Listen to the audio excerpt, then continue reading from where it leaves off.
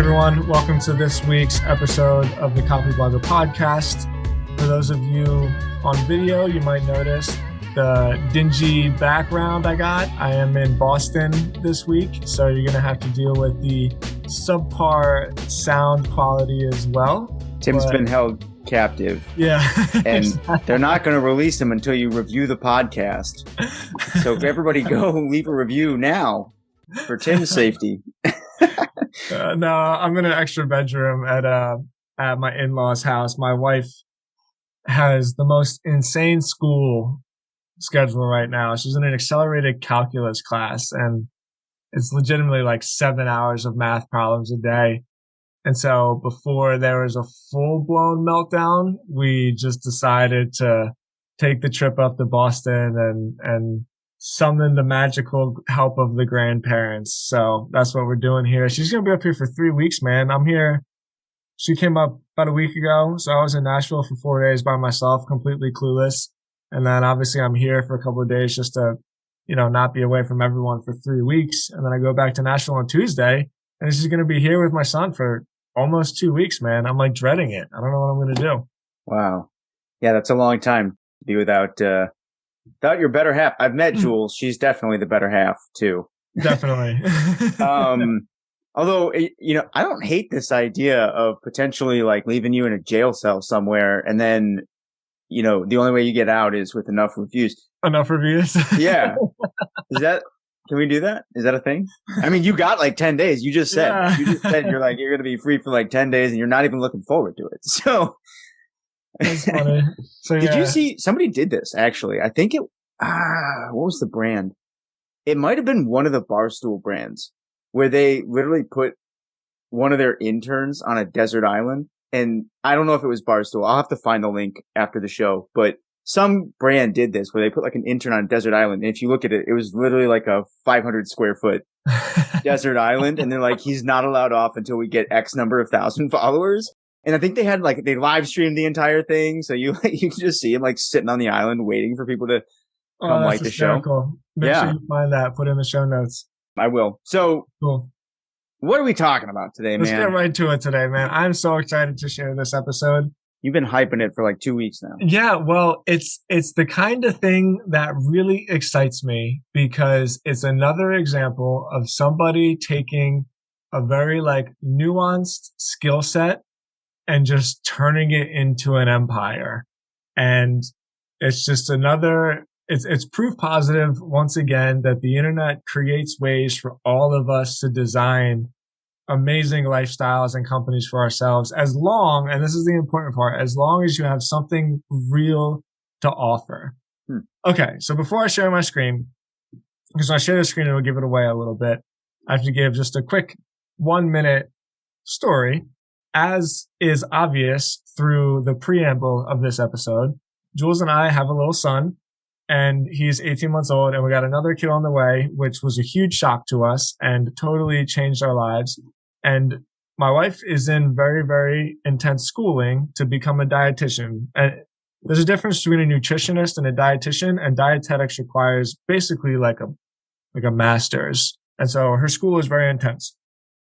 I work a lot, obviously, and we don't have any family in Nashville. It's just the two of us. And so keeping our kid, who is so good, by the way, like I say this as though he's a crazy tyrant. Out of the 1 to 10 level of how insane our kid is, he's probably like a 2. With that being said, he's 17 months old and he needs attention, right? And so when we're really, really desperate, we pop on YouTube. And we discovered this girl on YouTube. Her name is Miss Rachel. And let me tell you about Miss freaking Rachel. All right. I've been doing some research. I reached out to her and I reached out to her husband. They created this brand called Songs for Littles. They didn't get back to me. I sent them 2 emails. I sent them a bunch of questions because their story is fascinating, but it is so freaking cool.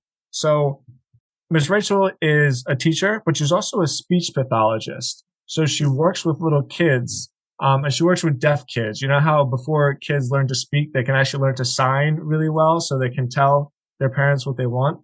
And I guess this means a lot to me because I know I've brought this up to you before, but I had speech problems when I was a kid. I was in speech class for 5 or 6 years. I just could not say R.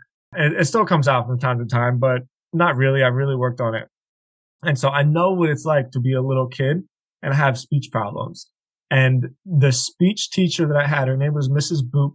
If I could give her a hug today, I would give her the biggest hug and just be like, look, you like made me feel comfortable and safe in this school prison that I had to suffer through. And so maybe this is something that just means a lot more to me than the regular person. Anyway, COVID happened. They live on Upper West Side, Manhattan. So they're in a tiny little apartment. Started with a freaking cell phone, and that's it. And started singing kids songs into her cell phone, posting them on YouTube. Her husband, check this out. This is when it gets really wild. Her husband is a music composer. And on YouTube, you can follow my screen. His name is Aaron Curso. And he's been a music composer. And so he writes all of the kids' songs. No way. And, they're like custom songs? Yeah.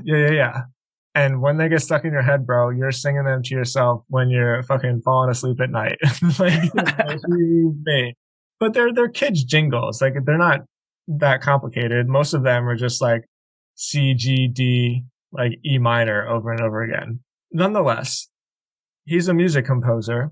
And so she's a speech pathologist. And so they make these like 1.5 hour long videos of singing kid songs that they made up, little animations with numbers and jingles that they sing. And then she does really close up shots of like her mouth, which again, this is really important if you've been to speech class, but it really, really helps because a lot of times with speech problems, especially with strange ones in English, like, you know, S's if kids have lisps or R's if they don't know how to curl their mouth right.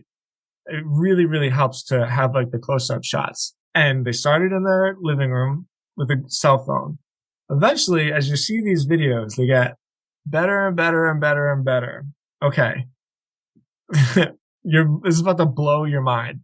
One video that they did, What? 67 million views, bro. Okay. So I did the math and I'll just do it on screen so that you can see this, right?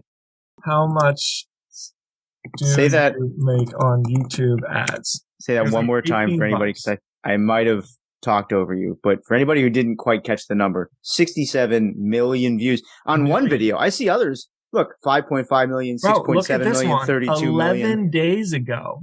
3.4 million views. And this is cool because this video, the production level, like, you know how on YouTube, oh shit, I hit play. Sorry about that.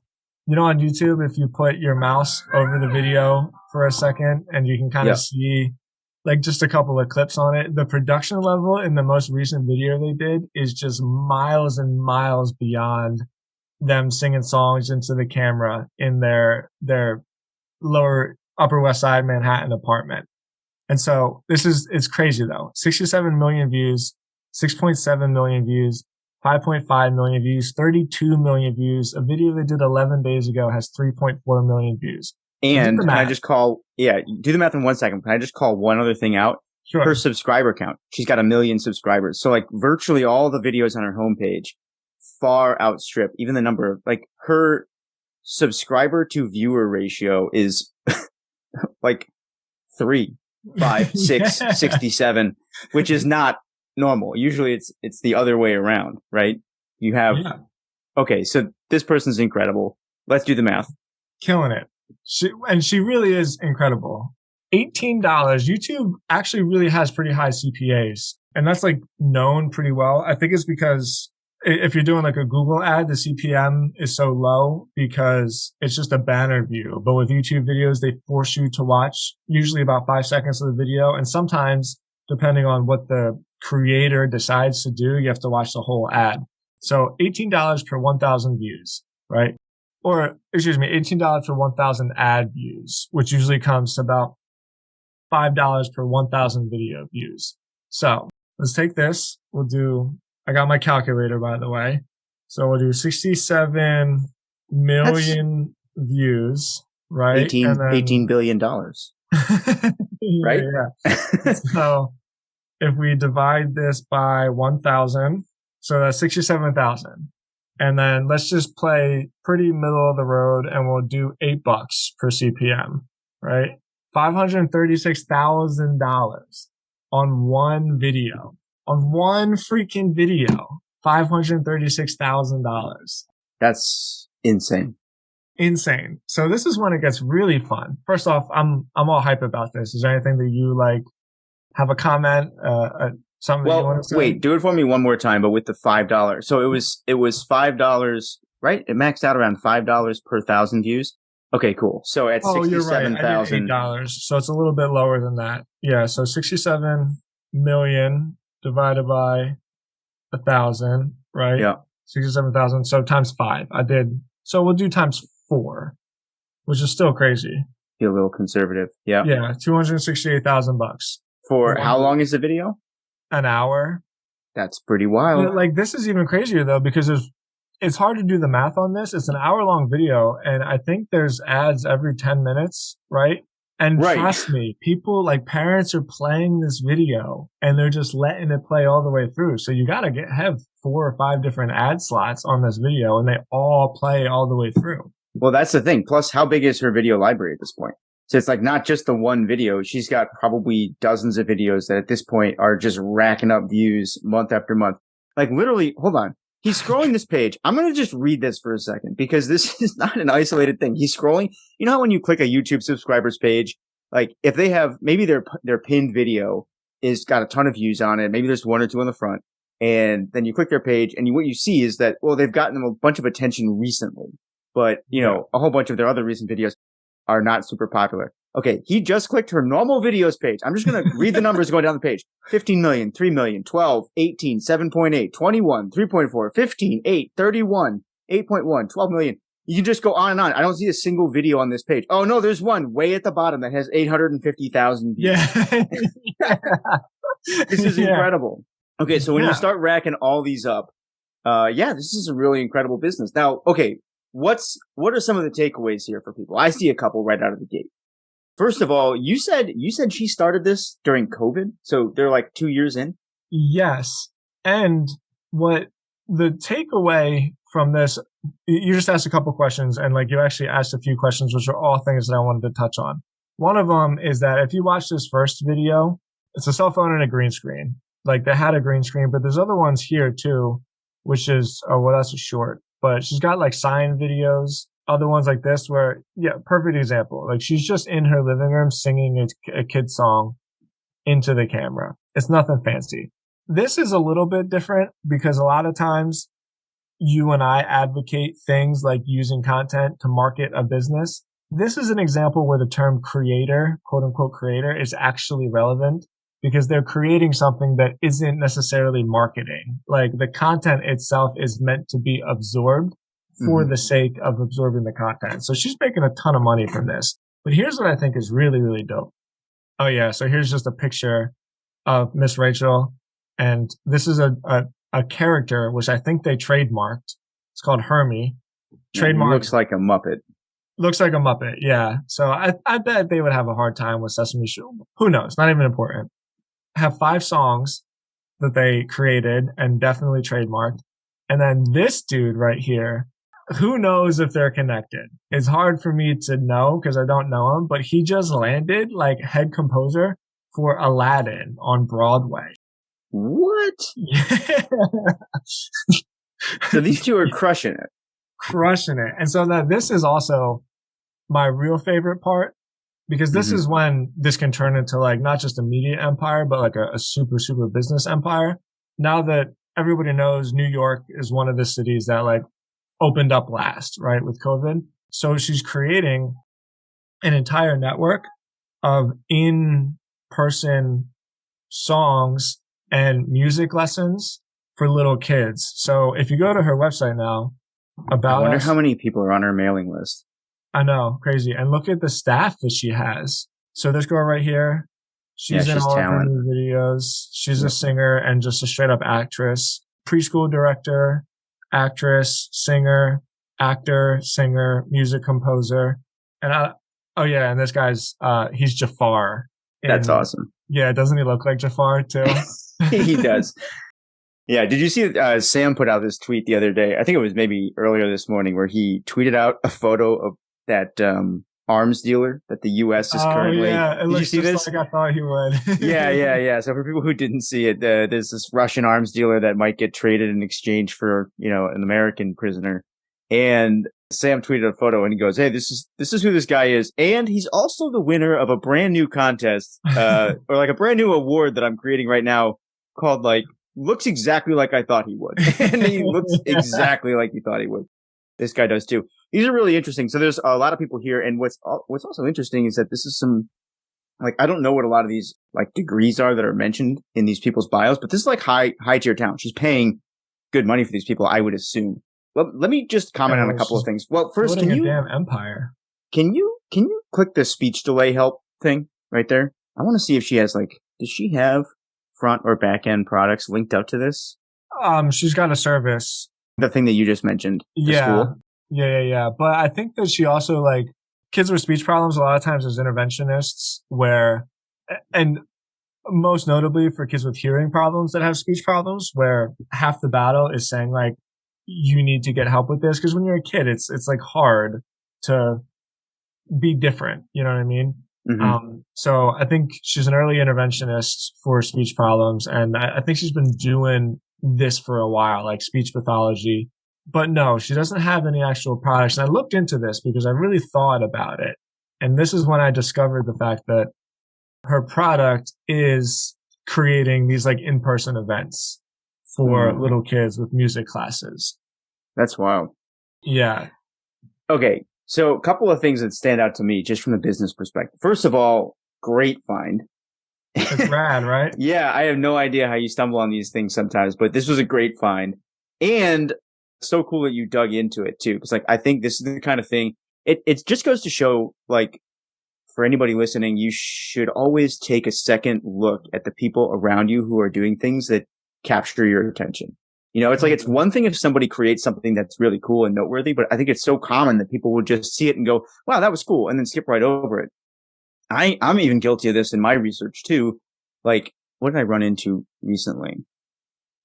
Forget. It'll come to me in a second, but I was researching somebody and I had basically come up with a total analysis of their business, but missed like this huge aspect of what they were building. And I only stumbled on it like a day or two afterwards because I happened to go back and check my notes on something. It'll come to me in a second. But the point is, look closely at the things around you.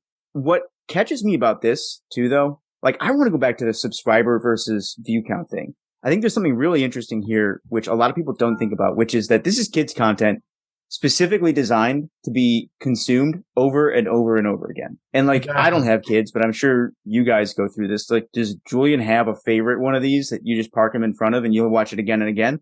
Is that a thing? Definitely. And so I won't play it because I don't want to, I'll play it for a second.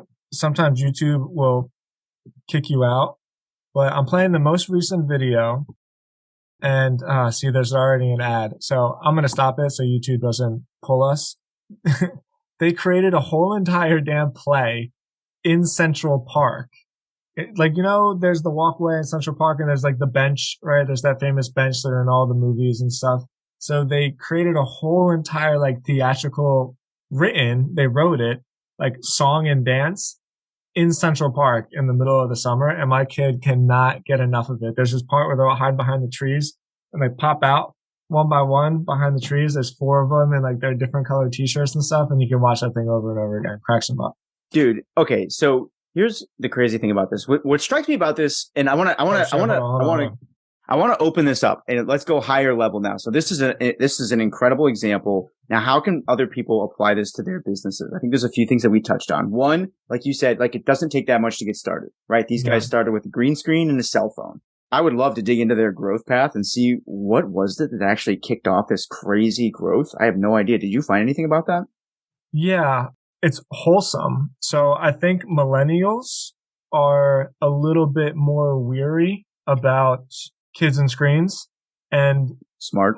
it's a little confrontational. A lot of the kids' content right now is very, very stimulating, like overly stimulating, because marketers are treating kids like consumers. Somebody listening is going to know. If you know what it is, tweet it to me at Tim Stods. But there's a particular YouTube channel right now which is very much like bam with pow, like Power Rangers times 11, with just all the flashing and little kids super wide-eyed, can't take their eyes off the screen. And so I think Miss Rachel is creating just such a killer brand for herself because it's old school songs that you and I grew up with and songs that she also wrote and her husband wrote that like you feel good letting your kid watch it. He's not just sucked into some metaverse world. Like he's learning how to count and he's singing and he's dancing and it feels good. I think she really nailed that. The other thing that strikes me about this is I'm going to call this the disintermediation of Disney. And maybe that's the wrong term for it. But here's the deal. I mean, look at these view counts. And 67 million, 32 million, 35 million. These guys are racking up serious eyeballs, right? Dude, it's like it's like a quarter of the country. I was thinking that to myself when I was like, how many people watched the Game of Thrones finale? A lot. Do you think it's more than 68 million people? Yeah, I don't know. I have no idea, but it's up there. But the point that I was trying to make is this. There are, like, we grew up in a world where there was one Disney. Yeah. One Looney Tunes, right? Yeah. Now YouTube makes it possible she created her own version of Disney, and they're getting, like you said, they have their own characters. They have their own music. They've got a growing staff. This is the Disney story early on. I mean, Disney did it with, stories that were sort of in the public domain, but it looks like they're doing a version of it, which I think is so interesting because you and I grew up, like I said, in a world with one Disney. What's it going to be like when people grow up with all these, like you grew up following your favorite creators instead of one huge mega company? I don't know. There's something really interesting about that because the stories we tell are not the same either. Like every single creator is going to have their own, not only their own stories, but their own takes on the same story. I mean, could you imagine what would happen if like this woman and Mr. Beast both did their versions of Cinderella? Like what would it be like if you, as a kid, your favorite movie was like Robin Hood and you had 100 different available versions of Robin Hood to watch and like all the different worldviews that's going to create? I think this is a super interesting example of exactly what you said, how the internet is just making a ton of different types of business models possible that we maybe didn't even consider in the past, or like different storytelling models. And I love that you brought this up because actually it segues kind of neatly into like one or two other things that I wanted to talk to you about. Did you have anything else about this? No, I want to highlight Miss Rachel. I want to show that the content itself is also leading to a ton of other opportunities. Like Miss Rachel and her husband can probably, who knows, sky's the limit with their YouTube channel, right? They like could legitimately probably start rivaling other major kids media brands that we think of. But I do think it's really, really cool. The main point I want to make, which is something I've been harping on lately, is that you have to have something to offer. I think we're getting too stuck in this idea of like, you just start making content, right? Like, well, why? If you don't have something actually to offer, like a particular skill or a particular solution to solve, I mean, who knows? It's doubtful that you're going to get anywhere. I don't ever want to say never because there's a gazillion examples of people just coming up with random stuff and getting successful. But the difference is those people blow up for a week or a day, maybe even a month. You know what Miss Rachel's doing? Goddamn, this is like a lifelong media enterprise that she's going to be able to build just because she's got such a unique, and like they're actresses too, so she can really sing real music. Like the sound quality is produced well. I think they got that right. They knew cell phone, okay, whatever, but they obviously had a shotgun mic or something. And then like interactive speech and sign, which is perfect. Like it's freaking perfect, really. So Miss Rachel for the win, killing it. Totally. I think you could do this exact same thing. So you brought up a good point there too. It's not just entertainment. It's not just kids songs. They're kids songs with a purpose. Yeah. And what she's doing a really good job of is solving a really difficult problem that a whole bunch of families face, not just kids, but their parents too. So I think you could do this exact same thing with I mean, potentially like autism based sure. content or ADHD or, any of a million other things. Like, it could be really interesting. I don't know if this might be a little over the line, but like, what about allergies? I mean, there's kids who have allergies. They still kind of need to be educated on what they should and shouldn't be doing to like protect themselves. Mm-hmm. Is there a version of like, fun YouTube songs that just happen to work in like intelligent allergy information as well, so that kids kind of grow up with those things in their heads? I don't know.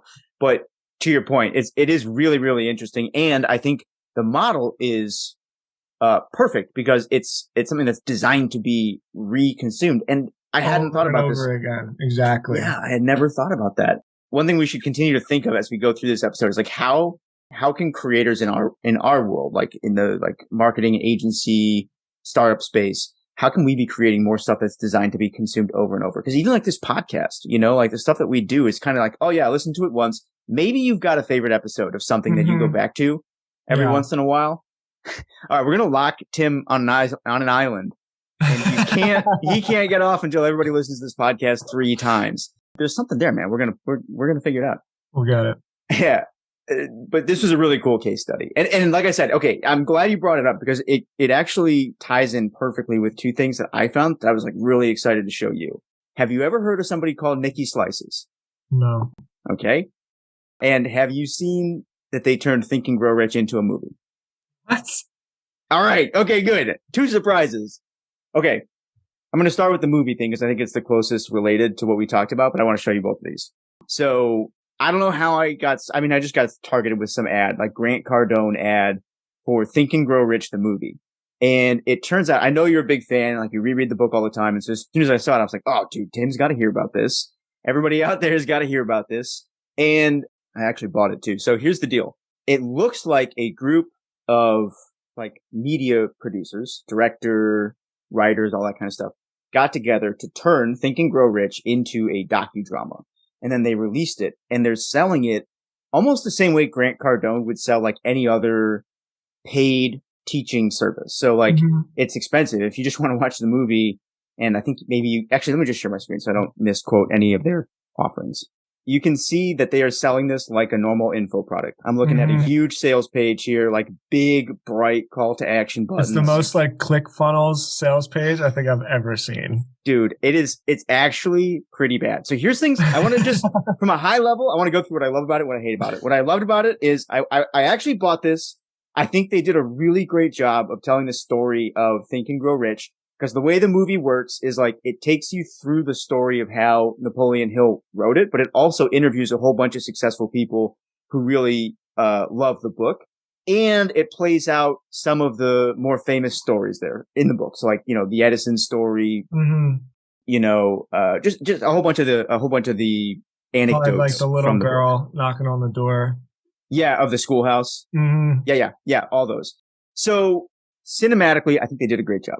What were the other things that I loved? Because I actually wrote them down. So I didn't want to forget them. I didn't want to like burn these guys too bad. Things I love. Rob Dyrdek's in it. That's the other thing I loved about it. Oh yeah, he loves this book. Yeah. I thought the video was really well done. Here's the thing that disappoints me a little bit.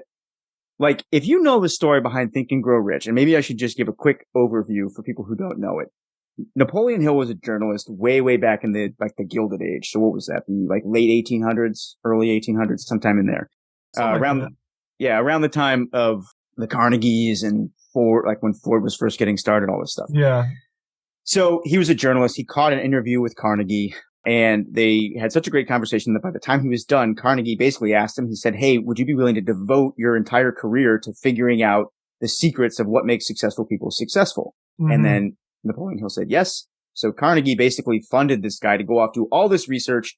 And over 25 years, he found a whole bunch of the secrets of the super successful, and he compiled them into a book called Think and Grow Rich, which is now sold 200 million plus copies, and I believe is in the public domain at this point, which means anybody can do derivative works based off of it. Okay. What Carnegie did was really cool, right? In terms of just service to humanity, to fund somebody for years and years and years to figure out how all the most successful people make all their money, and then make all that information available in something that's as affordable as a book is pretty cool, right?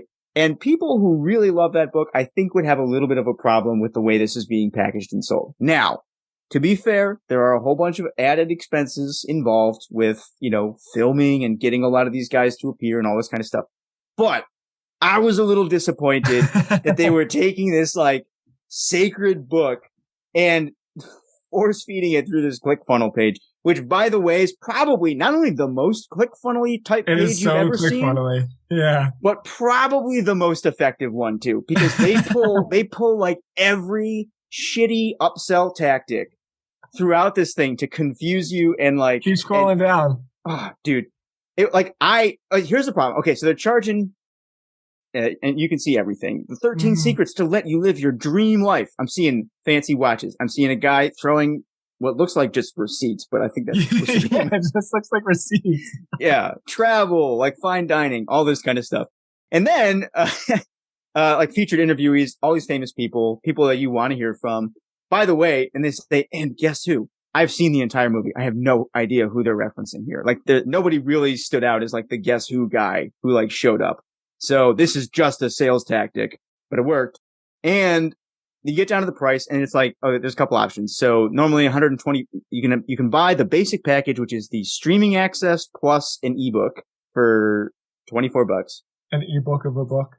Dude, an ebook of a book that's like 200 years old. It's in the public domain. They're saying it's a $27 value. That's a reach. Okay. But we'll give it to them. Or the best deal, and this is what I bought because I just wanted to see like what was all included. And it's like, it's the book, it's the ebook, or it's the ebook, it's streaming access, it's a legacy soundtrack, audio book, and whatever. There's a couple other things, but it's like $60. Though. Yeah, they're doing this really well. They're following all the rules, right? I got to give it to them for that. And like I said, this is probably one of the more effective campaigns that's out there in the world. They're even like, I can see as we're sitting here, there's a little pop-up saying, Jenny just purchased in Melbourne, Florida, 6 hours ago. I would love to see my name pop up on that. Like Ethan just purchased last night. So anyways, what I was a little disappointed in is as you click through, like there's all kinds of upsells. It's very confusing. It's difficult to make it through without, and I know what the deal is, right? I know what to look out for. It was still kind of hard for me to be like, what am I doing? And figure out how to just pay for the one thing and get it. So whatever. I'm not going to hold it against them. They're following all the rules. This is the game that we play. But there was a part of me that was like, this is kind of a sacred book. And, I love that they rebooted it. I would just like to see them maybe not sell so hard with this, but whatever. So why did I bring this up? First of all, I think this is brilliant. The reboot, I actually think that it was like a more approachable way to tell some of the stories in the book. So somebody who maybe won't go read the book right out of the gate could easily sit down and watch this. And, I actually think I keyed in on some parts of the book that I don't normally absorb. Sure. So that was all great. The other reason I thought this was cool is because I said, you could do this. There are so many old books on making money in the public domain. Like P.T. Barnum wrote an entire book on money. Did you know that? No. Yeah. And I was just thinking to myself, like, it'd be so interesting to do this as a business, to take old popular books and turn them into video courses or docudramas or something like that. And so I dug into the whole company to see how they do it. And they actually, like, it's pretty interesting. I won't go into the like super deep details. We can let people like tweet at us if you want us to go deeper on this. But I saw this. It caught my eye. I checked it out. I thought it was pretty cool. Some things I would do differently, but overall, I know you're a fan, so I wanted to bring this to your attention. I love it. There's a lot of stuff to pack into a little bit of time. Every self-help book you've ever read is derived from Think and Grow Rich. It's basically the first time anybody made the correlation between thoughts and outcomes. So all of it, like, the secret, basically any self-help book you've ever read couldn't exist without Think and Grow Rich. And the coolest part about the book is that there's an undertone through the whole book that he doesn't tell you what it is. And he says you have to figure it out for yourself. And then when you do figure it out, it's so blatantly obvious that you can't believe it. And it's been a huge game changer for my life. It's really helped me be mindful of my thoughts and be mindful of like what I allow into my brain. And so read Think and Grow Rich. I read it every year, and I'll read it every year on January 1st, probably for the rest of my life. Mhm. Now let's talk about the bigger point, right?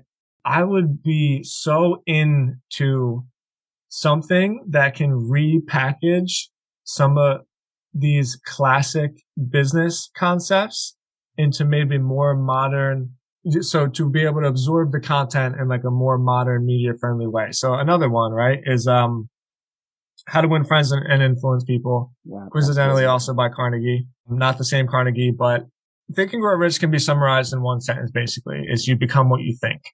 And How to Win Friends and Influence People can be summarized in one sentence, which is basically make people feel important. And if you can learn how to do those two things, like you can be freaking unstoppable. And once you see them, you realize that there actually is like a personality metric that is like a little bit quantifiable in successful people. So it's not so woo woo. Like there actually is really, really specific personality traits that successful people have. And if somebody were to take maybe the E-Myth and Think and Grow Rich and How to Win Friends and Influence People, P.T. Barnum is a really, probably Helen Keller's book. You know, there's some really, really interesting stuff there. And turn it, I mean, it doesn't have to be such like a high production value docu-series, right? But what about just a more media friendly presentation way to take these timeless ideas and present them to like a younger generation? I think you could sell so many of them, so many of them. Yeah, or even like a more representative way. So one of the things that's interesting about these old books is like, you know, they're all written by white dudes about white dudes, which is pretty common back in the day. Yep. You could do these exact same books for like all sorts of different groups, right? Whether you like not just a diverse, like, not just like one book with super diverse subject matter, but you could literally do this for women or like for young girls, for like Chicken Black Soup entrepreneurs. Yeah, exactly. Right. Mhm. And it's like there's so many examples of like just case studies, success stories out there these days. And I think you could really rehash this to specifically target each one of those demographics. And like, it's kind of a case of doing good while doing, or doing well while doing good. Right. Because like, here's another thing that I found. I didn't plan to bring this up. So there's an old magazine that used to tell stories of like how people made money. Fame and Fortune Weekly. So here it is.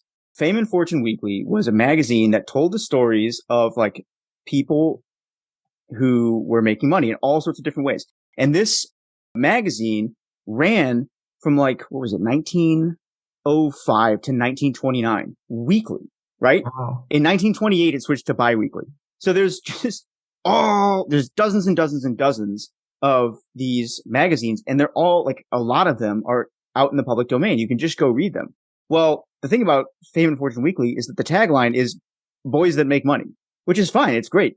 But you know, it's kind of old timey language. So I think you could totally reboot this for a modern audience. Like take all these ways of making money. They're still applicable. You just need to talk about them like you're not 200 years old. And then you could do the exact same thing for girls. You could do the exact same thing for like, I don't know. You could do the exact same thing for the trans community or whatever you want. It's not like I don't think the gender of who has making money was like the biggest part of this, but the idea is that there's all this old content that's out there and it's really good and it can totally be rebooted and repackaged and resold.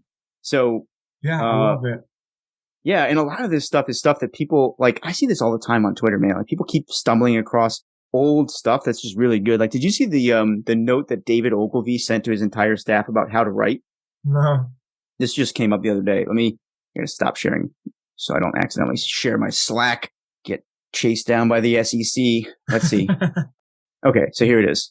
So David Ogilvy, you know him, right? Totally. Okay, for anybody who doesn't know him, Ogilvy was like the creator of, is it Ogilvy and Mather? Like one of the largest advertising firms in the world. I think so, yeah. And really old school copywriter. And he basically sent this memo to his entire office one day and it just said how to write. And this is like, it fits on one page. 10 rules, basically. It says, the better you write, the higher you will go in Ogilvy and Mather. People who think well, write well. good writing is not a natural gift. You have to learn to write well. Here are 10 hints. And I'm just going to read them out real quick. Read the Roman Raphaelson book on writing. Read it 3 times, right? I don't know what that is. I want to look it up. But instantaneously, I can tell you it's an old book on writing that more people should know about, right? Write the way you talk normally. Use short words, short sentences, and short paragraphs. Never use jargon words like reconceptualize, demassification, attitudinally, judgmentally. They're all hallmarks of a pretentious ass. Never write more than 2 pages on any subject. Check your quotations. Never send a letter or memo on the day that you write it. Read it aloud the next morning and then edit it. And then 8, 9, and 10 is if it's something important, get a colleague to improve it. Before you send your letter or memo, make sure it's crystal clear. And if you want action, don't write. Go and tell the guy what you want. So it's just a little example of like these things from history that are so valuable and most people have never heard of them. I think you're super on to something, man. I think here's why it appeals to me specifically. I can't necessarily speak for anybody else. I hate creating products. Absolutely hate it. And the reason why I hate it is because there's so many times when I think to myself, what the hell am I doing this for? Because it's already out there. And I think it's important to make the distinction that we know that everything has basically already been done. It doesn't mean that you can't make something more unique. Like what makes it unique is your representation of the idea or your particular understanding of how to present an idea. It's like, I'm not saying don't make a product. I'm saying the opposite. Like, yes, go make a product. For me personally, as somebody who like reads a lot and likes to learn from people who I think are more experienced, it was always difficult for me to just wrap my head around the idea of I like sharing my experience. I like writing. I like creating content. I like putting it out there. And even the product that I have been working on, the Bootstrapper, isn't so much like a standalone product as it is a continuous like reflection on what I'm learning, right? I just, what am I saying here? I never felt like I knew enough to where I could say I'm done learning. And so it was hard for me to ever just like put a stamp on something because for me, it was like this is it. This is everything you need to know. Mm-hmm. And it was difficult for me to do that because I feel like I'm continuously learning stuff. Anyway, when there's stuff out there like this, it totally solves that little conundrum in my head because I don't need to put my stamp on anything. Like all I'm doing is curating and providing like the emotional labor to present this badass stuff to you that has like kind of already been forgotten and lost in the archives. And so I feel good about it because I'm still providing like a really, really valuable product to you without having to, convince myself that I'm teaching in like the exact way that you should do it in the exact set of events in like this exact order. Right. So I think it's a lot of fun. And like I said, this is for me personally. Not everybody's going to struggle with this, I don't know, insecurity, I guess you could call it, or maybe not even insecurity, maybe just, it's a stumbling block. It's like a mental stumbling block for me. But if I were to create something like that, I would feel so good about the product that I'm delivering to people and not insecure about like, is this valuable or not? Because somebody else has already basically created the bookends. You're just refreshing the pages. Yeah, that's a great point. And by the way, we've written about this at Trends. There are people who are building like really big businesses on what we call bougie Bibles, which is like, you can do this with any text that's in the public domain. You can do this with. And so there's people who are taking the Bible and turning it into like these beautiful coffee table books. Yeah. And they sell for like super high prices. And you could do that. There's a lot of other, sacred texts out there that I don't know. That's a gray area because some people might consider that to be like, I don't know, like crossing a line or something. But then you could make the other argument, which is, well, hey, now more people are seeing it. More people are seeing it. More people are absorbing it. So I am personally all for it. But great point about like they already set up the goalposts. All you got to do is kind of. Okay. We mentioned this whole Think and Grow Rich thing. and how it's like over optimized. And I can hear some people in the audience saying, but Ethan, you have to sell things like this, right? This is the way it's sold. You have to do this. That's where Nikki Slices comes in. So you have never heard of this guy, right? This guy runs a pizza club. It's a pizza restaurant that you can barely order from. So how do I frame this up? Nikki Slices runs a bake and take pizza delivery service in St. Louis. And the deal for the longest time was the only way you could order from him was by sliding into his Instagram DMs. And once a week, he would post his new flavors on Instagram. And then you text him as fast as possible. Sometime between like Monday and Wednesday, they took orders. You had to Venmo him the money, and then they would make all the pizzas and deliver them Thursday and Friday. And that was the entire business. And he's killing it. And he's since created a little bit of a website. So there's this service that allows people who run ghost kitchens to like post their menus online. I'll see if it comes up here. But the ordering sequence is still the same. You still got to wait till Monday. The flavors come out. And check this out, man. Every single thing sells out. Like, he sells out so bad, even his gift cards are sold out. All without any, like, it's not just that he doesn't have a funnel. This is like the anti-funnel. Yeah. It's like the anti-CRO approach, and he's absolutely crushing it. Sold out, sold out, sold out, sold out, sold out. The whole thing. It's $100. Oh, that's a gift card. How much does a pizza cost? Like $27. All right. So not bad. But okay, so I liked this, and it got me thinking. I started asking around. I said, are there other versions of people who create these businesses that are like purposefully difficult to order from, and they're absolutely killing it? And there's a couple. Yeah. So one, have you heard of My Cookie Dealer? No, but I love the name. It's a great name. They totally lean into it. So the whole idea is that like their cookies are so good, it's like drugs. And they drop new flavors once a week. They've got like 1 million followers on Instagram. Oh no, sorry, 325,000 followers on Instagram. Look at these cookies are going to make you hungry, dude. Like, they've got these cookies so much, bro. I have such a cookie problem. They're stuffed. They're like stuffed with like that's cookies and cream. So once a week they'll drop this. For the people listening, we're looking at a video of this guy breaking open this cookie. This looks amazing. They drop this and you have to order. Get this, man. First come, first serve. I don't know how this plays out, but they allow something called cart stealing, which is like if you abandon your cart or something and you didn't place the order fast enough, somebody can come in and buy your cookies.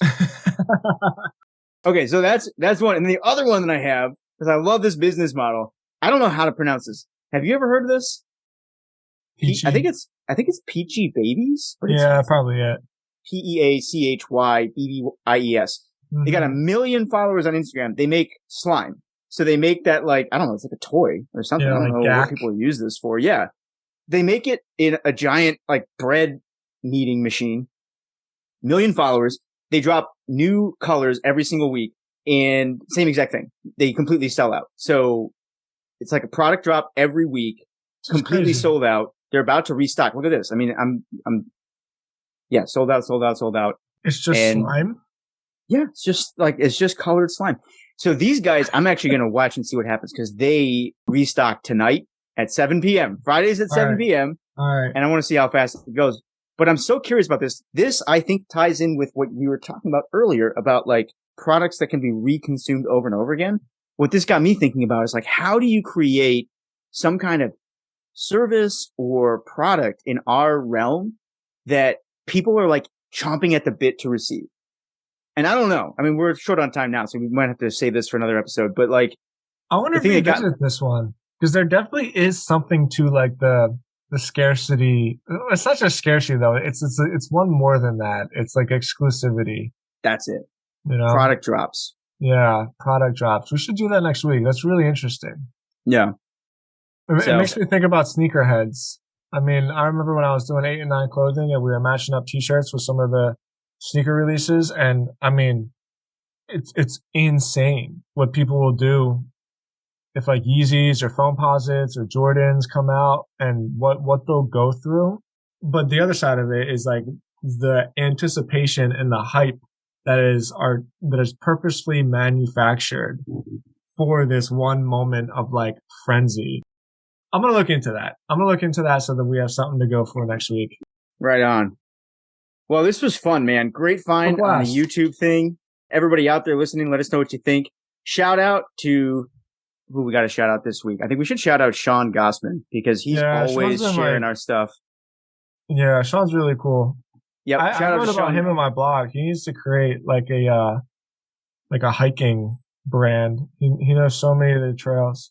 Totally. Yeah. For people who don't know him, Sean Gossman he's a listener. He's also a digital marketer. In fact, I was reading one of his articles the other day. He did this thing all about how everything is content, and it's really good. So we'll break it down next week, but we know you're listening, Sean. So thanks for all the love. Shout out. And then also one more thing I got to tell you before we go is somebody who will remain nameless, who listens to this show, told me the other day that, quote, this is a quote, "This show is what My First Million used to be." Oh, and I don't know if she means amazing or completely unknown, but like, yeah, no, I think that I said that's going to be our new slogan, right? Watch your back, Sean and Sam. You give us a couple of years and a couple of $1 million, and you know, way better hair in case of Sean. Sean's got that great hair, but I think if we can beat that uphill battle, we're coming for you. So I love that. That makes me smile so much. That's hysterical. We'll see. All right, man. Great seeing you. I'll see you tomorrow. Yeah, see you tomorrow, man. Later.